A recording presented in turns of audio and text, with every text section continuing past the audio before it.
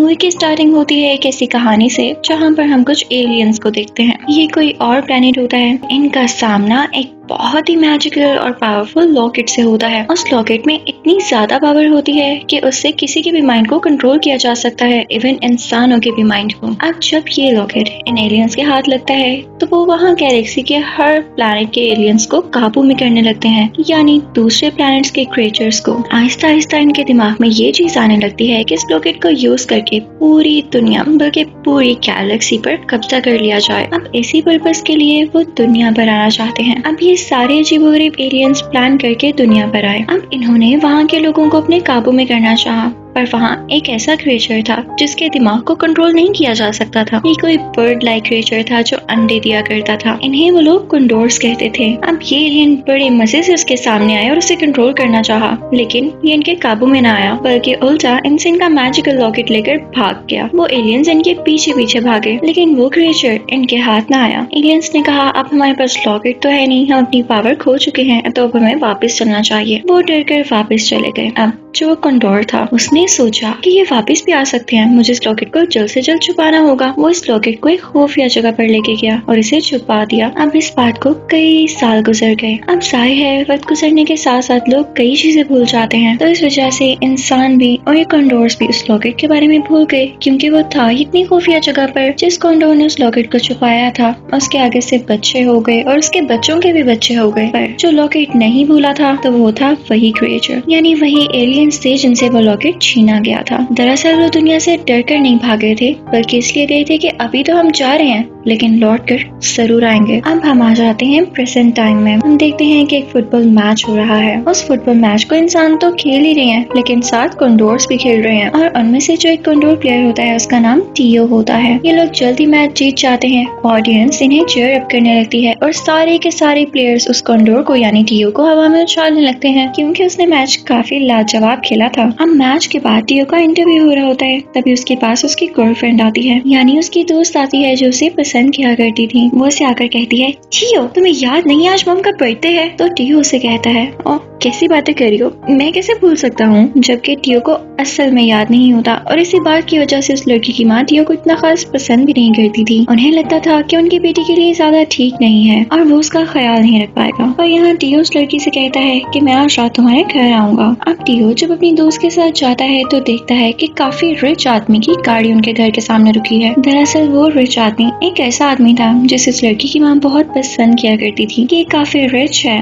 ये मेरी बेटी को खुश रख सकता है। यानी इसे पता चलता है कि उस लड़की की माँ काफी मटेरियलिस्टिक है। वो आदमी उस लड़की के साथ और उस लड़की की माँ के साथ अपनी गाड़ी में निकल पड़ता है और बेचारा टियो देखता रह जाता है। अब टियो काफी डिसअपॉइंटेड होता है। वो अपने दोस्तों से मिलने के लिए जाता है और उनसे कहने लगता है कि मैं क्या करूँ, मैं उससे बहुत प्यार करता हूँ, लेकिन उसकी माँ हमारी शादी नहीं होने देगी। अगर मैंने कुछ ना किया तो वो उस अजीब से आदमी से शादी कर लेगी। मुझे आज उससे कहना होगा। अब अनफॉर्चुनेटली ये सारी की सारी बातें उस लड़की की माँ सुन लेती है। वो फौरन से वहाँ पर आती है और टियो से कहती है, तुम्हारी हिम्मत भी कैसे हुई, तुम अब मेरी बेटी से शादी करोगे? मेरी आंखों पर तो पर्दा था जो मैंने तुम दोनों की एंगेजमेंट कर दी। वो उससे उसकी एंगेजमेंट रिंग छीन कर चली जाती है। अब टियो काफी ज्यादा उदास हो जाता है। अब टियो जब घर चला जाता है तो उसका छोटा भाई उसके लिए पिज्जा बनाता है। अब दोनों भाई मजे लेकर पिज्जा खा रहे होते हैं, तभी उन्हें एक अजीब सी कॉल रिसीव होती है। वो कॉल को फन में ही उठा लेते हैं और सामने एलियन होता है जो उनसे वीडियो कॉल कर रहा था। टियो को लगता है कि शायद कोई उनसे प्रैंक कर रहा है। अब आगे से एलियन बोलता है, मैं आपसे एक जरूरी बात करने आया हूँ। एक लॉकेट आपकी दुनिया पर है,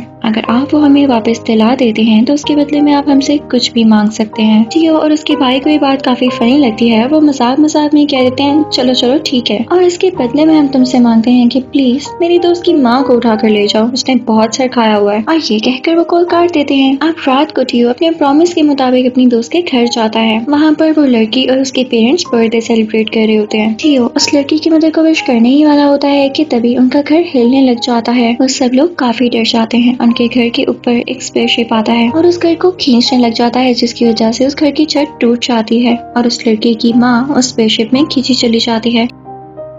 टियो ने जैसा एलियंस को कहा था उन्होंने वैसा कर दिखाया। अब वहाँ पर एक एलियन आता है और टियो से कहता है, जैसा तुमने कहा था हमने वैसा कर दिया। अब डील के मुताबिक तुम्हें वैसा करना है जैसा हमने तुमसे कहा था। हमें जल्द से जल्द वो लॉकेट ला कर दो और इसके लिए तुम्हारे पास सिर्फ 24 घंटे हैं, यानी 24 आवर्स। अब टियो परेशान हो जाता है कि ये मैंने क्या कर दिया है। और दूसरी तरफ टियो की दोस्त भी रो रही होती है। वो अपनी माँ के जाने से काफी ज्यादा परेशान थी। अब टियो को ना चाहते हुए भी उन एलियन से कही हुई बात को पूरा करना था। वो पहले तो काफी ज्यादा परेशान होता है, लेकिन उसकी दोस्त रो रही होती है और एलियंस ने उन्हें वार्निंग दी होती है। तो वो अपने भाई के साथ डिस्कशन करके वहाँ के लिए निकल पड़ते हैं। अब उसके टैबलेट पर उन एलियंस ने उस जगह का मैप भी भेज दिया था, जिसको फॉलो करते हुए वहाँ तक जाने की वो लोग फ्लाइट लेते हैं। लेकिन वही उस स्पेसिफिक जगह पर प्लेन नहीं रुकता था। तो जब वो प्लेन में चले जाते हैं तो वो जगह नीचे जब देखते हैं तो वहीं से कूदने का डिसाइड करते हैं। अब ये लोग प्लेन खोल देते हैं और वहीं से कूद जाते हैं। वो अपने साथ सेफ्टी रख कर कूदे थे, इस वजह से उन्हें कोई चोट नहीं आती। अब वो एक जंगल में पहुंचते हैं, जहाँ से जाते हुए वो एक तरफ में फंस जाते हैं और खुद को फ्री करवाते हुए आगे बढ़ते हैं। अब इधर देखते हैं कि टियो और उसका भाई उस लॉकेट वाली जगह को ढूंढने लग जाते हैं और दूसरी तरफ हमें उस प्लैनेट की दुनिया दिखाई जाती है। हम देखते हैं कि सारे के सारे एलियंस उस लेडी के आसपास जमा हैं। एक एलियन तो उस लेडी को यानी टियो की दोस्त की माँ को पसंद भी करने लगा है। अब वो एलियन उस लेडी से कहता है कि क्या आज रात आप हमारे साथ डिनर करेंगी। तो ये सुनकर उस लेडी को बहुत अच्छा लगता है, क्योंकि कभी इतने प्यार से उससे किसी ने बात नहीं की थी। वो लेडी उन एलियंस को बताने लगती है कि मैं बहुत हेल्दी हूँ ना, सबने मेरी हेल्थ की वजह से मुझे बुली किया है। तो वो एलियन आगे से उससे और प्यार से बात करने लगता है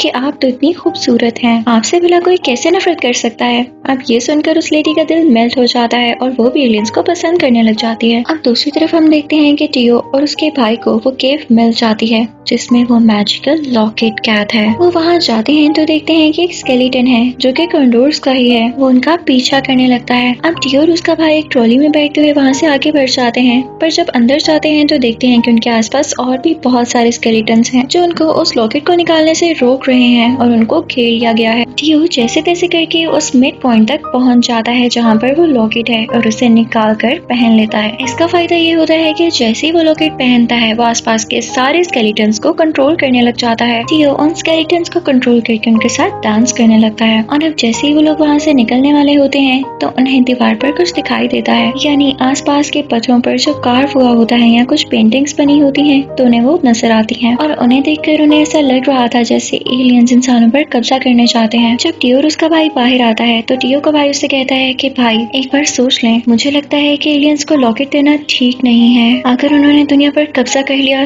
तो। पर टियो अपने भाई से कहता है कि नहीं, हम उनसे वादा कर चुके हैं। अब इसके साथ ही वो उस एलियन को कॉल करता है और उसे नीचे बुलाता है। वो एलियन स्पेसशिप में आता है और वहाँ से निकलकर वो लॉकेट ले लेता है। और जब टियो डिमांड करता है कि उस लेडी को वापस कर दिया जाए तो एलियंस कहता है तुम्हारी सोच है। यानी यहाँ पर वो एलियन उसे धोखा दे चुका था, उसे डिसीव कर चुका था। ये कह के वो एलियन चला जाता है। अब यहाँ पर टियो को काफी गुस्सा आता है और वो सर पकड़ कर रह जाता है कि मैं क्या करूँ। अब यही देर थी कि वहाँ पर कुछ लोग आकर उन दोनों को ही अपने साथ ले जाते हैं, उनके मुंह पर कपड़ा डालकर। यानी ये दोनों किडनैप हो चुके थे। अब हमें नहीं पता था कि ये कहाँ जाएंगे। जब वो लोग उस जगह पर पहुँचते हैं जहाँ पर उन्हें ले जाया जा रहा है तो वो कोई सीक्रेट सी प्लेस होती है, आसपास से खबर होती है और वहाँ पर एक शॉर्ट हेयर लड़की होती है। यानी एक ऐसी लड़की होती है जिसके काफी छोटे बाल होते हैं और उसकी पर्सनैलिटी और अपीयरेंस से लग रहा था जैसे वो कोई ऑफिसर हो। और ये बात भी सच निकलती है। दरअसल ये स्पेस डिफेंस मिनिस्ट्री होती है, यानी ये जगह जो दुनिया से एलियंस को प्रोटेक्ट करते हैं। अब इन दोनों को ये बात बताई जाती है कि एलियंस काफी खतरनाक हैं। इन्हें कुछ एलियंस दिखाए जाते हैं और इन एलियंस में से एक एलियन वो भी होता है जिसे टियो लॉकेट दे चुका है। ये सुनकर उन दोनों को बहुत गुस्सा आता है, यानी उस ऑफिसर को। और वहाँ पर एक साइंटिस्ट होता है और अब वो उन्हें बताने लगता है कि तुम दोनों ने बहुत बड़ी गलती कर दी है। तुम लोग जानते भी हो कि एलियंस अब दुनिया पर अटैक करने की तैयारी कर रहे होंगे। मुझे समझ नहीं आता कि तुम्हें वो लॉकेट निकाल कर देने की क्या जरूरत पड़ी थी। वो तुम ही लोगों के एंसेस्टर्स ने छुपाया था और देखो तुमने क्या कर दिया। अब यहाँ पर वो सारे काफी घबरा जाते हैं तो साइंटिस्ट उससे कहता है कि अच्छा, मेरे पास एक तरीका है, पर मैं सोच रहा था कि इस तरीके को इम्प्लीमेंट कैसे किया जाए, क्योंकि अगर इंसान उन एलियंस के सामने जाते हैं तो वो तो उन्हें कंट्रोल कर लेगा। अब साइंटिस्ट उन्हें एक वायरस दिखाता है। वो सबको बताने लगता है कि अगर ये वायरस एलियंस के शिप में इंसर्ट कर दिया जाए तो उनकी शिप ओवरहीट हो जाएगी, जिससे वो ब्लास्ट कर जाएगी। इसके साथ साथ उनका लॉकेट भी तबाह हो जाएगा और वो इंसानों की तरफ आंख भी उठाकर देख सकेंगे। अब वहाँ पर वो लड़की हैरान होने लगती है कि हम इसको कैसे इम्प्लीमेंट कर सकेंगे। तो कंडोर यानी टियो बोलता है कि मैं हूँ ना, अगर मैं उसके पास जाऊंगा तो लॉकेट मुझ पर असर नहीं कर सकेगा, क्योंकि लॉकेट एक जिंदा कंडोर पर असर नहीं करता। अब साइंटिस्ट को थोड़ा रिलीफ मिलता है और ये काम उस कंडोर यानी टियो को असाइन कर दिया जाता है। अब टियो रॉकेट में बैठ जाता है, उस रॉकेट को स्टार्ट कर दिया जाता है और ऑफिसर उनको बताती है कि तुम लोगों ने कुछ भी नहीं करना, बस जमकर सीट पर बैठे रहना है। टियो उससे पूछता है कि जब मेरा काम हो जाएगा तो मैं क्या कहूँ, तो वो ऑफिसर उसे बताती है कि तुमने सिर्फ बिंगो कहना है, और ये कहती ही मैं वहाँ पर पहुंच जाऊंगी और तुम्हें लेकर वापस आ जाऊंगी। अब टियो रॉकेट में बैठ जाता है और जैसे ही रॉकेट लॉन्च होता है तो टियो काफी घबराने लग जाता है। उसे कभी भी इस तरह के अजीब सफर की आदत नहीं थी। वो डरने लग जाता है और ऊंची ऊंची बोलने लगता है, स्टॉप स्टॉप इट। अब रॉकेट ऑटो पायलट पर होता है तो टियो की आवाज सुनकर रुक जाता है, उसका इंजन बंद हो जाता है। अब इससे पहले कि रॉकेट नीचे की तरफ गिरता और ब्लास्ट हो जाता, वो काफी घबराने लगता है। तभी टियो का भाई पास वाली सीट पर से मुड़ता है और टियो से कहता है, फौरन उस रेड बटन को पुश करो। टियो जैसे ही रेड बटन को दबाता है तो वो रॉकेट दोबारा से चलने लग जाता है। अब उनके सांस में सांस आता है। टियो का भाई से बताता है, मैं जानता था तुम कोई गड़बड़ करोगे, इसलिए मैं तुम्हारे साथ आया हूँ। अब ये दोनों उस प्लेनेट तक पहुँच जाते हैं और वहाँ जाकर ये आगे बढ़ने लगते हैं और चुपके से उस लेडी को ढूंढने लग जाते हैं। इनको वो लेडी नजर आ जाती है। वो तो बिल्कुल परेशान नहीं होती, बल्कि एलियन से मसाज करवा रही होती है। अब टियो उन एलियन से कहता है कि इस लेडी को छोड़ दो, तुम लोगों ने अपना वादा पूरा नहीं किया, मुझसे मेरा काम करवा लिया और जब मेरी बारी आई तो तुम ऐसे कर रहे हो। तो वो एलियंस कहते हैं, ये बात तो तुम ना ही करो, तुम ही ने कहा था कि इस लेडी को ले जाओ, आगे की तो कोई बात नहीं हुई थी। और एलियंस भी ठीक ही कह रहे थे। और यहाँ एलियन उन्हें समझाने की कोशिश करता है कि इसकी फैमिली है, इसकी बेटी और इसका शौहर है जो इसका इंतजार कर रहे हैं। तो वो एलियंस उसको पकड़कर बंद कर देता है, यानी उन एलियन के गार्ड्स इसको पकड़ लेते हैं। अब यहाँ अच्छी बात ये हुई थी कि टियो ने आते ही वो वायरस वाली चिप इस शिप में इंसर्ट कर दी थी और अब बस उसको एक्टिवेट करना बाकी था। अब टियो अपने भाई से कहता है कि मैं उसको एक्टिवेट करने वाला हूँ, ये शिप ब्लास्ट हो जाएगा और ये एलियंस कभी भी दुनिया पर हमला नहीं कर सकेंगे, तुम शिप में बैठ जाओ, तुम्हें वापस भेजना होगा। टियो का भाई शिप में बैठ तो जाता है लेकिन कहता है, भाई मैं आपको लिए बगैर नहीं जा सकता,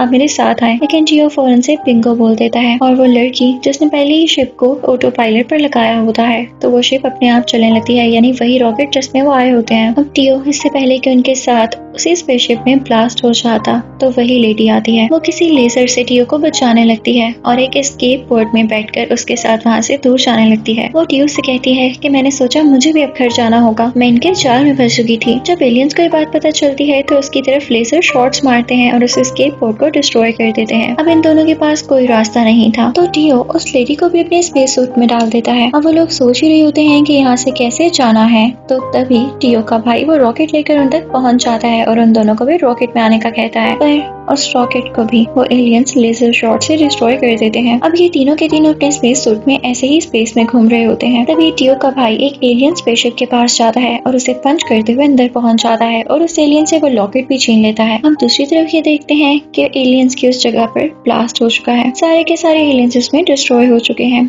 अब ये तीनों इस एलियन की स्पेसशिप में नीचे जमीन पर आते हैं। जब ये जमीन पर आते हैं तो उसकी हिलचल की वजह से कंक्रीट उस रिच आदमी की कार पर भी गिर जाता है, जिसकी वजह से उसको भी अपने किए की सजा मिल जाती है। वो लोग जैसे ही जमीन पर आते हैं तो टियो की दोस्त अपनी माँ को गले से लगा लेती है। रही उस एलियन की बात जिसकी स्पेसशिप में ये लोग जमीन पर आए हैं तो उसे साइंटिस्ट बड़ी खुशी खुशी पकड़ लेता है कि मैं इस पर रिसर्च करूंगा। और अब उस लड़की की माँ यानी टियो की दोस्त की माँ उसे वो रिंग वापस कर देती है। वो लेडी टियो से कहती है कि अब वक्त आ चुका है कि तुम मेरी बेटी से शादी कर लो। टियो उस लड़की को प्रपोज करता है और कहता है कि विल यू मैरी मी। वो लड़की मना कैसे कर सकती थी, वो हाँ कह देती है। टियो अब उस लॉकेट को कंट्रोल करते हुए उस रिच आदमी की सारी दौलत ले लेता है, अपने लिए नहीं बल्कि वो उन पैसों से एक ऑर्फनेज हाउस खोल लेता है और ये उसने काफी अच्छा काम किया होता है। मूवी की एंडिंग सीन में हम देखते हैं कि वही स्केलेटन इस टियो के पास आता है और उससे कहता है कि तुम्हारी भलाई के लिए कह रहा हूँ, मुझे वो लॉकेट वापस कर दो। टियो भी उसकी बात समझ लेता है और उसे वो लॉकेट वापस कर देता है। इसी के साथ इस मूवी की हैप्पी एंडिंग हो जाती है।